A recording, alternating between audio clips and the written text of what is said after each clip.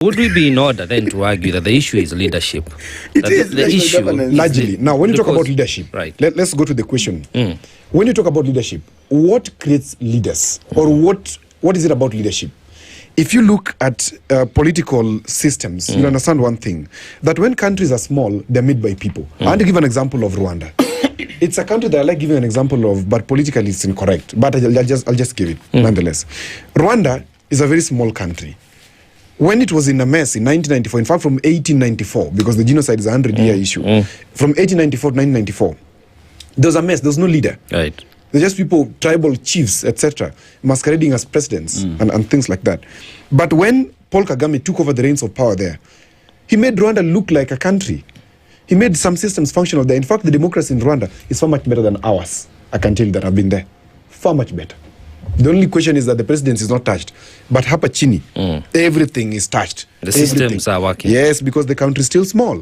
Now, when countries become big, they make people.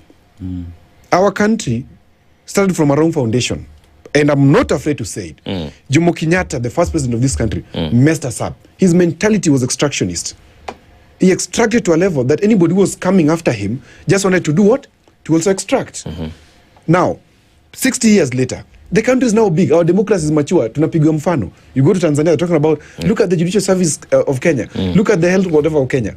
Can we make it better? We are stagnating somewhere there. The reason why we are stagnating is because we have allowed politicians to take charge of our systems. We must institutionalize, and that's why I may always say, healthcare needs a round table.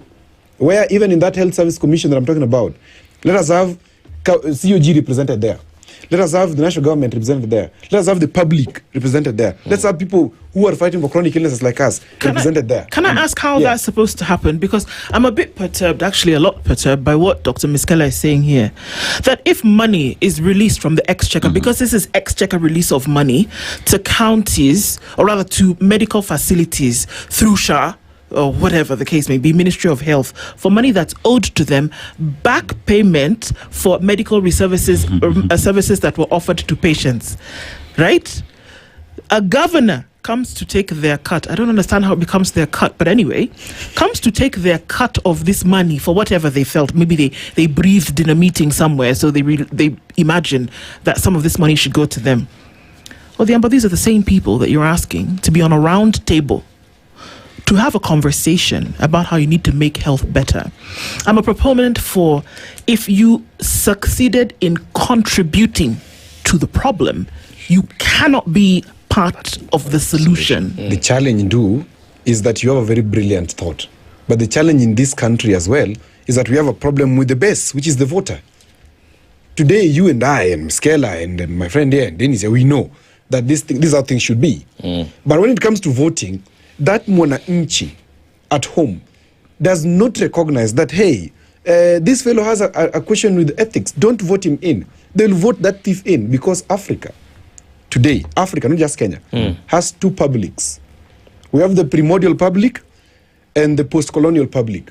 The primordial public is the one that believes that stealing is bravery.